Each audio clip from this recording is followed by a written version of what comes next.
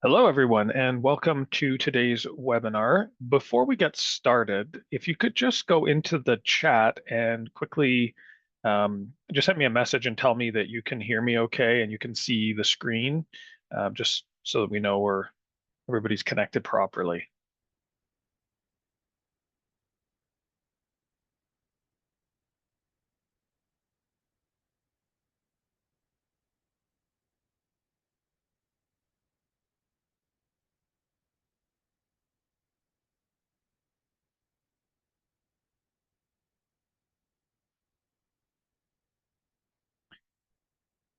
Okay, so it looks like at least one person can see me, so I guess that's good. Just bear with me one moment. Just need to adjust my camera a little bit. And all right.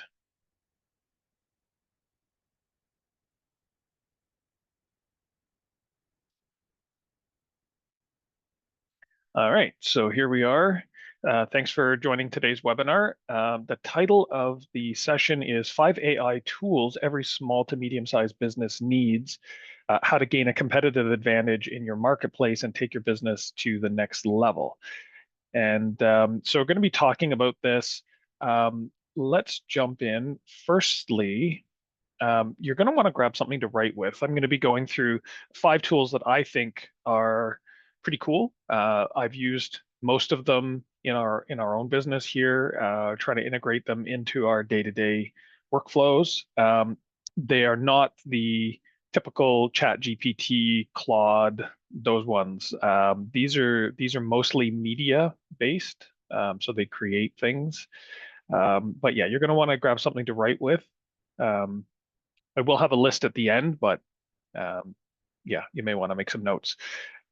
So first off, I don't know if everybody who's attending today knows me. My name is Jeff Anderson. I'm the founder and CEO of Centrion. And why the heck should you care what I have to say, right? So let me just quickly go through this. There's a nice picture of me. It's from a few years ago. I should really update that. Um, so I was the kid that took things apart, much to my parents' delight. So yeah, there's me disassembling toys. I got interested in computers with my first one at age 10. It looked something like this, with the old monochrome screen. And that really kind of sparked my curiosity in technology, and I've always been interested in it ever since. Um, my background is in computer engineering technology, um, and I've been active in the IT field since about 1998. Um, I've spoken at numerous industry events. My company here has won many prestigious industry awards. I just enjoy helping people with technology. Basically how to use it, how to make the most out of it, how to be more productive with it. I think it's a great game changer for a lot of people if it's used correctly. And then the other thing I really hate is cyber criminals and scammers. So you'll see that I do a lot of content around cybersecurity, how to protect yourself, those kinds of things, because those are my two passions. Now, before we get started, I know some of you are thinking this yourself. Hey, I run a small company. I don't need to use AI tools. This kind of stuff doesn't apply to me. And I would say that I think that kind of thinking is a little wrong. Um, Running a business today is difficult anyway, right? The competition is getting much more fierce. There's a lot more competition in every industry. Um, like we see it ourselves in our industry. There's new competitors popping up left, right, and center. We've been around for 25 years. There's a million competitors now. Um, Productivity growth seems to have stagnated. I don't know if this is just a perception or if this is actually what it is, but it just seems like, in the old days, there were sort of things that you could do to leapfrog your productivity and kind of get more done in a given day. And it just seems that for a lot of people has stagnated the last couple of years, and the numbers kind of bear that out. Um, the Canadian economic uncertainty due to the U.S. and other factors, and I'm not getting political here, but let's be realistic. We are facing some headwinds from the US, and then there's all the other global and economic factors playing into it. So I think basically as business owners, we all need as much of a competitive advantage as we can get, right? We need that edge. And so without investing in productivity tools, the question is, will you be able to compete? If all your competitors, or a significant proportion of them, invest in productivity tools, primarily the ones today are AI powered. Pretty much everything is AI powered now, it seems. Uh, will you be able to compete? Or are they going to be able to outcompete you in your marketplace? And I would say that no, every business basically needs to invest in these tools. It's not going to be an option anymore. So I think all businesses can benefit from AI tools, right? Small businesses, medium-sized businesses, big businesses. But the ones we're going to be talking about today predominantly are for small and medium-sized business. This is not enterprise technology. I believe some of these providers have enterprise plans and levels and things for those kinds of huge teams, but predominantly I'm talking about small medium business because that's the marketplace that we play in, that we serve, and that I know best. I'm going to be honest, I don't know the enterprise market. That's not my playground. And just before I get started, I want to go through a couple of things here. I'm going to be talking about the tools, but this is going to be hype free, right? I don't do hype. That's not my style. Um, there's a lot of hype in the marketplace, particularly around AI, or really anything new. It's the old shiny object syndrome. These are useful tools. These are things that you can implement in your business on a day-to-day basis, and they can make things better. We've used them inside Centrion. They are definitely helping us to generate, more leads, more everything, basically. And I would say that, we've still got a ways to go on that. But yeah, no hype. Um, this is not sponsored, right? I'm not receiving payment. We're not receiving anything free from anybody. This is not sponsored. There's a lot of sponsored content out there, and you really have to, it's like they always say, follow the money. Where's the money? There's no money here. There's no money. We're not getting free accounts. We're not getting free anything from these companies. I'm simply telling you about them because I like them. And so there's no money here. There's no conflict of interest. I just like these tools. That said, the last thing I want to mention is this is not a comprehensive list. I've just picked 5 that I like right now. Um, it may be a completely different list in 6 months, right? Because there's a war going on right now with all these companies. They're all trying to one up each other, adding new features, and the technology itself is just improving markedly. If you go back and look at where it was a year ago, it blows my mind that they've made this much progress in just a short period of time. So moving on, I do want to deliver one warning, and this is an AI tool warning as a general thing.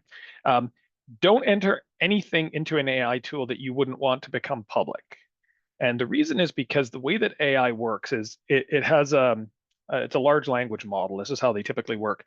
And basically it learns from the content that it's given. So anything that you put into it potentially becomes part of its knowledge, its information. And it may then use that information in generating a response to somebody else's inquiry. So if you put in, for example, something to do with, confidential or proprietary, a trade secret, intellectual property, anything like that, potentially that could then become something that is outputted to somebody else, and that you would not want that. And actually, we recommend, just as an aside, we recommend having an AI tool use policy at any company that has AI tools. And actually, even if they don't officially use them, because people are going to implement these in their workflows day to day. We already hear about it, people using Chat GPT to write emails and things like that. And it may not be officially sanctioned by the company, but they're doing it anyway. They're using it. So it's important to have a policy in place written that everybody understands how to use it, what they should and shouldn't do with it, and that kind of thing. So I'll just get off my little soapbox here. And we're going to get on to the first tool here. And for better or worse, in the modern day and age, video is the best way to get engagement, right? It used to be, years ago, audio, text, those kinds of things. Video is far surpassed that, and the numbers back it up. If you can get a video, and again, it has to be engaging, but if you can get a video, people will stay on it, where people just won't read long paragraphs of text anymore. The days of that are gone. So if you're not using video in all aspects of your business, you're probably losing out. So this is much to my chagrin, because I do like reading a book, an actual physical book, but apparently I'm in the minority on that one now. Now, the thing about making video is, if you've ever tried to do it, it's very difficult. It's very time consuming. And I know this from personal experience. We've done it. We do webinars. I've done social media videos. Doing it is difficult, and doing it consistently is even more difficult. So there's you have to write a script. You have to get the lighting just right. You have to film it. You have the equipment for filming it, potentially expensive equipment if you want to do it really, really well. Maybe hiring people to do it for you. You have to maybe retake again. I don't know if it's just me, but I make a lot of mistakes when I'm recording videos. And so, it's just on and on and on. So, you have to take the videos over and over again. And then there's even once you've got the video recorded, now you've got to edit it. So you got to have video editing software. You have to review it, make sure it looks good, that the cuts are, it's just a lot of work. And then finally you can post it wherever you're going to go. And so the question is, what if that whole process could be simplified somehow? And this is where the first tool I'm going to talk about comes in. And it's called HeyGen, HEYGEN, and their website is heygen.ai. And again, we're not being sponsored by them or anything. I just really like this tool.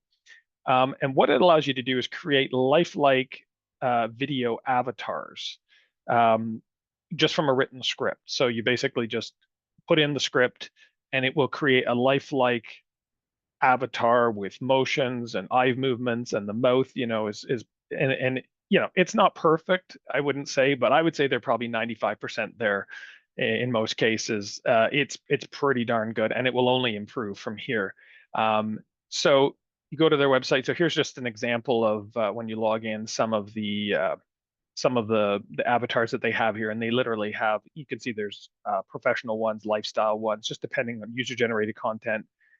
There's all different ones. So you can probably find one, and then even within these, if you choose one of them, there are different, in a lot of cases, different outfits, different poses, sitting, standing, whatever. So you could pretty much get exactly what you want. And I'm just going to show a little video here. I hope this works. I do have the audio. Bear with me one moment.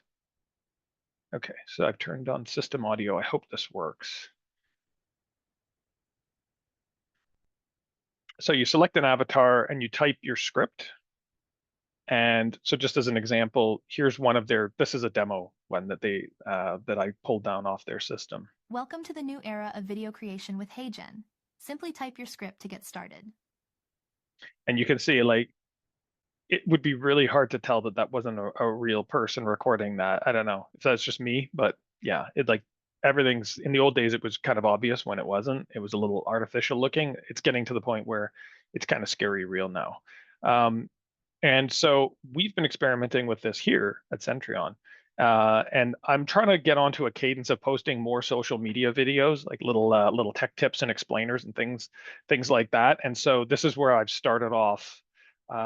So I created one, and basically you can create an avatar of yourself. And this is the cool part. So what they do is you basically read off a script for about 2 minutes or so.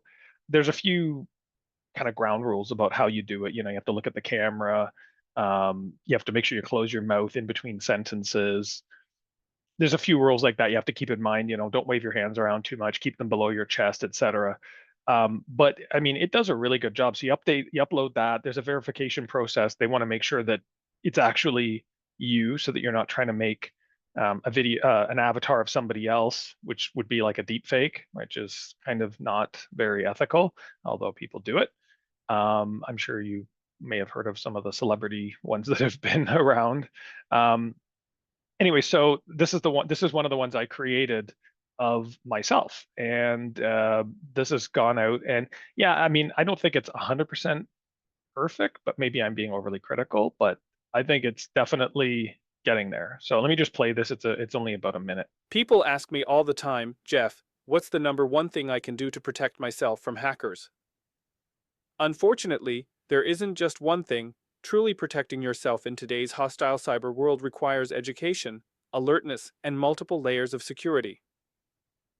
That said, the single protection that's most effective with the least effort is, drum roll please, enabling multi-factor authentication, MFA, on critical accounts and services. According to Microsoft, enabling MFA on their Microsoft 365 email service reduces the likelihood of being the victim of a business email compromise, aka account takeover, by about 95%. That may not sound like much, but considering that no cyber protection is 100% effective, getting to 95% in a single step is pretty impressive. So please go enable MFA on all your critical accounts today, especially email, banking, investing, and social media. Thanks for watching, and I'll catch you in the next video. So yeah, like I say, it's not perfect, but I mean, it's pretty darn good, and I think we're going to keep rolling with that, at least just for making those little short videos. It's so much easier to just write a script, plug it into the system, and have it generate a video that, we can just basically upload, just check it out, make sure it's okay. Sometimes it gets the pronunciations wrong and you have to go back and edit the script a little bit. Just there's a particular way that you can kind of tell it to how you want it to pronounce the words. But aside from that, it's really impressive. So yeah, we're gonna keep rolling with that, I think, and it'll only get better.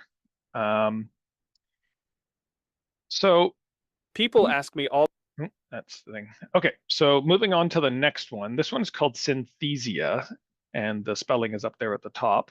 And again, you can make videos. It basically creates avatars, which are like human-like, human-like figures, and they're quite realistic. And you can also make an avatar of yourself with this tool as well.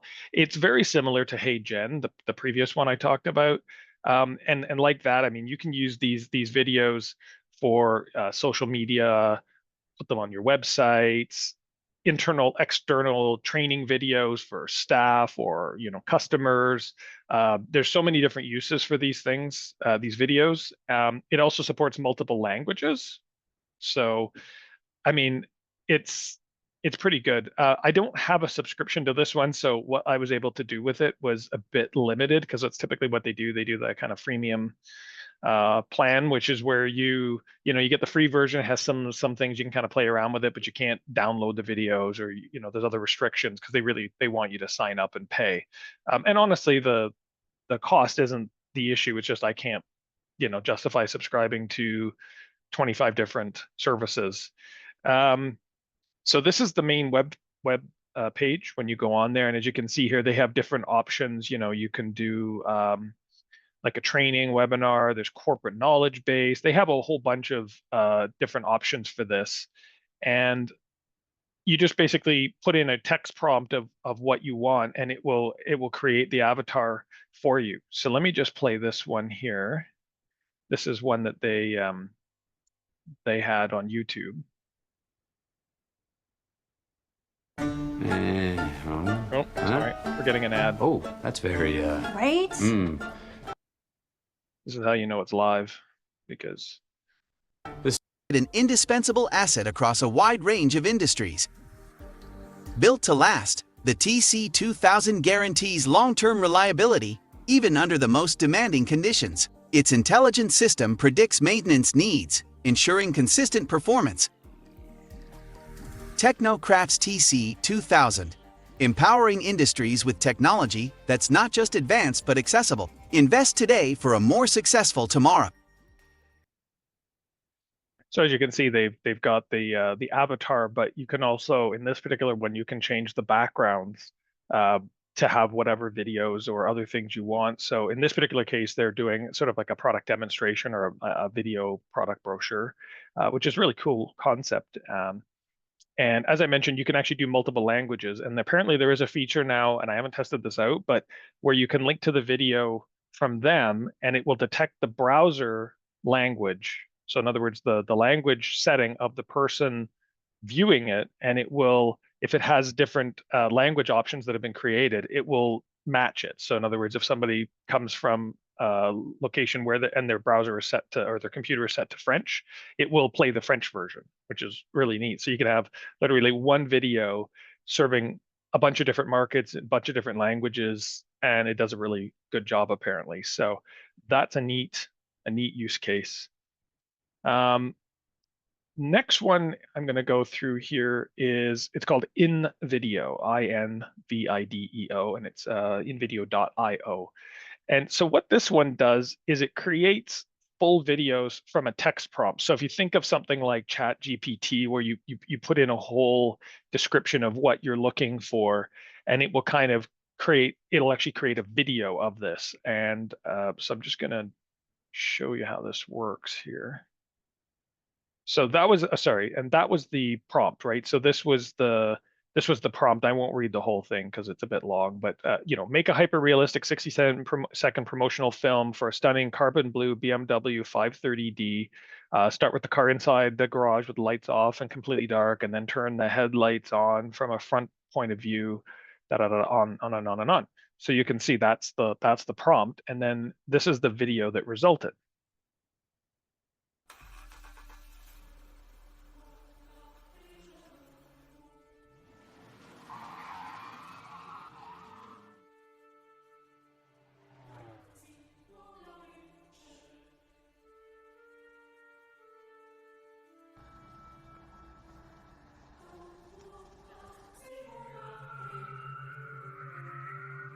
I love the fact that it has no driver. But you got to admit, this is pretty impressive. I mean, the fact that it's able to generate this just from a text prompt.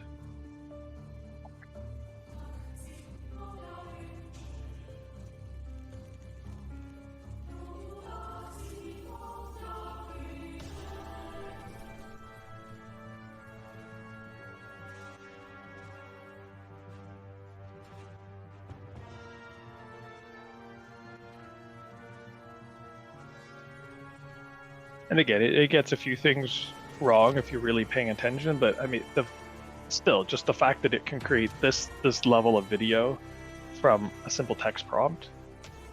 I mean, yeah, boggles my mind, and it's only going to improve, right? As they improve the technology and it learns more and more people use it, it's just going to keep iterating. So that's pretty cool. InVideo.io.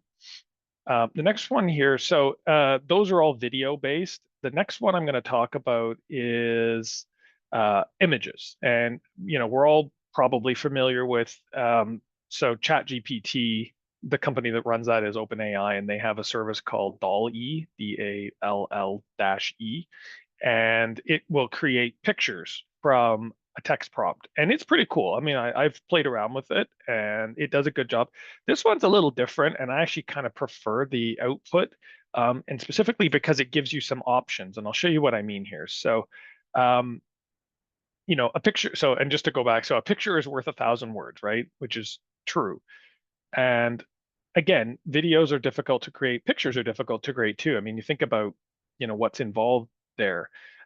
So just talking about ideogram, if you go to the next one here, so if I wanted to create an illustration of a stressed architect sitting at a desk.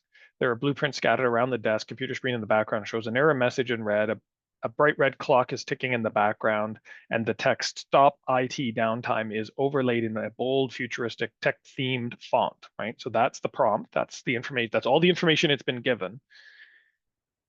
And this is what came out of it. So it actually gave us a bunch of different options. And yeah, okay. So if you play around with these things enough, you'll probably realize that sometimes the spelling isn't quite right. Like, up here, where it says, supposed to say error, it says arrow and a thing. That is improving as well. There are technical reasons as to why AI can't seem to spell properly, and I won't get into those on this webinar. It's a fairly technical discussion, but yeah, suffice to say, it is getting better, and there are ways to correct those. So don't focus on that. Just the point I want to make here is, I mean, think about like if you had to pay a graphic designer, by the hour to create 8 different options for this. Like how long would it take them, and what would that cost be? And just think about it from that perspective. I'm sorry to any graphic designers that are on, but yeah, this is the way things are going. And I mean, the fact that I can just go on, throw in a prompt describing what I'm looking for, what my vision is, and I can get this, and then I can refine it, right? Like if I didn't like that, I can tweak it as many times as I like, and keep regenerating. And how many hours or days would this take to pay a graphic designer, and what would the cost be? I'm certain it would be more than the cost of the subscription for this service, right? And so that's one of those things. And just to be able to iterate designs. I mean, like when we're doing our social media, or invitations for a webinar or whatever, like think about where you could use this kind of thing. Yeah, video is great. Video has its purposes, but you still also need static images like this. And the fact that we can just create these, and even if you want photorealistic, you can do that as well. You can see this one here is pretty photorealistic. Some of them are kind of more animated looking, but yeah, I mean, and it's all in the description, and this is where the prompting is kind of important. I'll touch on that a little bit later, but yeah. So moving on, I got my numbers wrong, but one of the ones here is, so sometimes I found with the video production that the speech is a little off. And in fact, it's the speech I have the most issues with. And I found that 11labs.io, which only does audio for the moment, but they will do things like transcription and converting languages and all sorts of other neat tricks. Their text-to-speech synthesis is probably one of the best out there. So, if you use some of these other tools that can create videos, and you don't like the audio, like the way the speech sounds, you can actually integrate something like 11labs, and there's a couple of others with those. So you can use this to create the audio portion, and then use the video part from the tool itself, and kind of combine them together, and it's pretty neat. So I'm just going to do a little sample here. So this is to create audio from text. So I just went on Wikipedia and I grabbed a description of Toronto from Wikipedia, and I punched that I copied and pasted it into 11labs, and this is what I got. Toronto is the most populous city in Canada and the capital city of the Canadian province of Ontario, with a population of 2,794,356 in 2021. It is the 4th most populous city in North America. The city is the anchor of the Golden Horseshoe, an urban agglomeration of 9,765,188 people, as of 2021, surrounding the western end of Lake Ontario, while the Greater Toronto Area proper had a 2021 population of 6,712,341. So I mean, and again, they have multiple voices in there. You can choose male, female, older, younger, whatever you want, different accents in English. You can get a British person, you can get an American, all different ones. So depending on what you're looking for, you can probably find a voice. If you don't like the sound of your own voice, you can use this to narrate things. And I find this pretty neat. And as I mentioned previously, you can integrate it with some of these other tools, so that you get the kind of the best of both worlds. I find that to be a really neat use case. And again, this technology, if you know where the text-to-speech synthesis came from just a handful of years ago, and how bad it was, it was very robotic, very artificial sounding. The inflections and the pronunciation, and it was just off. Like as soon as you heard it, you knew it wasn't real. This is getting to the point where most people would be very hard pressed to tell. So I think that's a definitely worthy one. Toronto is the most And at the very last here, I just wanted to go over, there's a term that I see coming around, and a lot of people are confused by it. So I just wanted to kind of go over this, and it's called a prompt engineer. And so firstly, no, it doesn't mean an engineer that just shows up on time for meetings.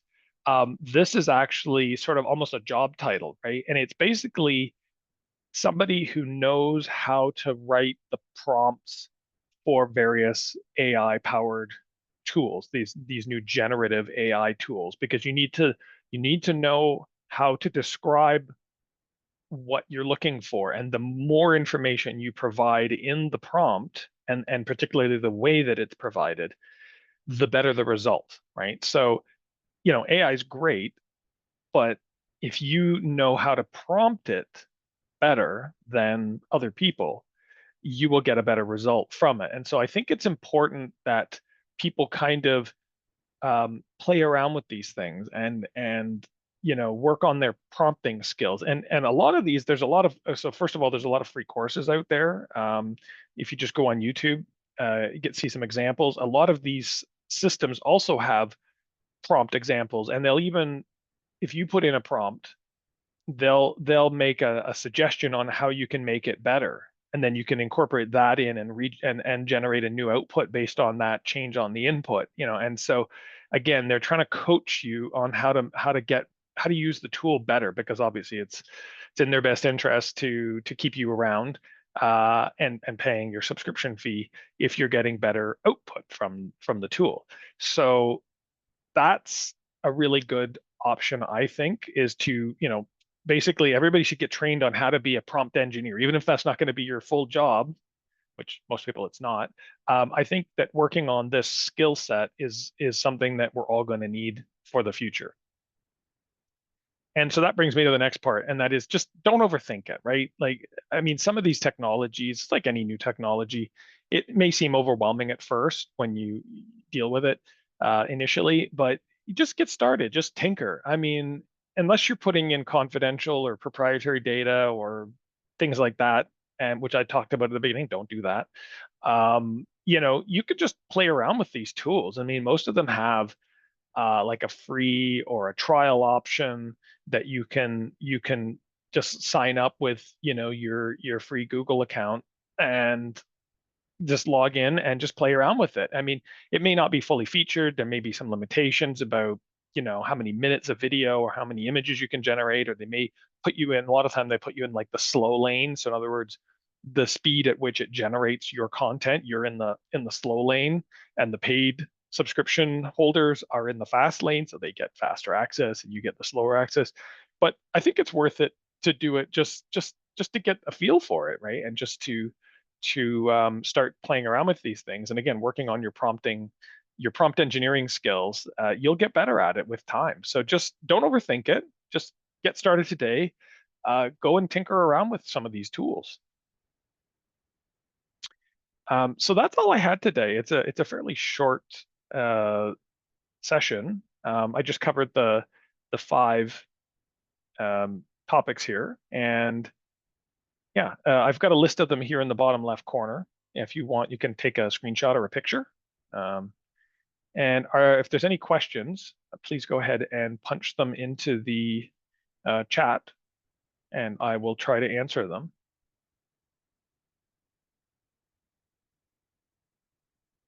Just give a couple minutes and see if anybody has any questions.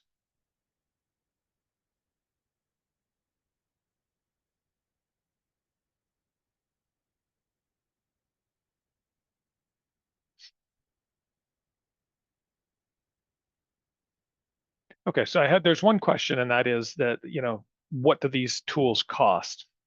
And yeah, they're all different. I mean, they have to compete with each other.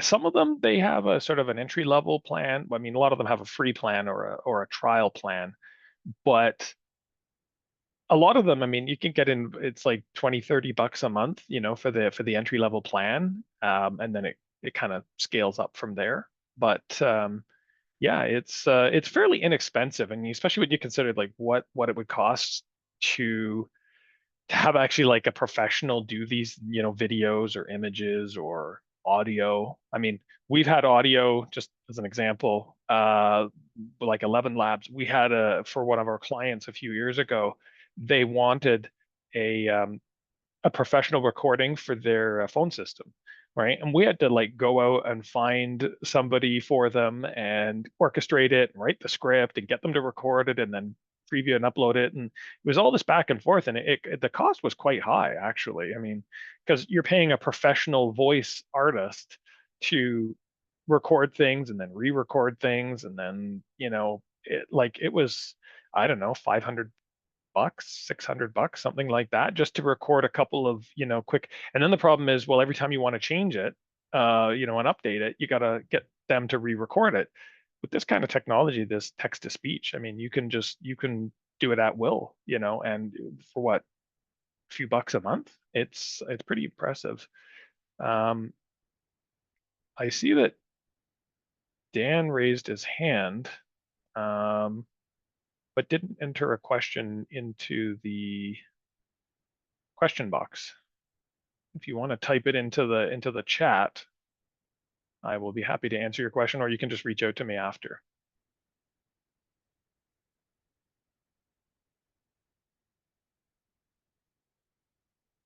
Okay, so I don't see a chat here. So yeah, Dan, if you still have your question, just feel free to reach out to me afterwards offline, and we'll do that. Otherwise, that's it for today. I hope everybody enjoyed it. I don't have anything to sell or offer or any promotions at the moment, but if you have any questions, feel free to reach out to me. And that's it.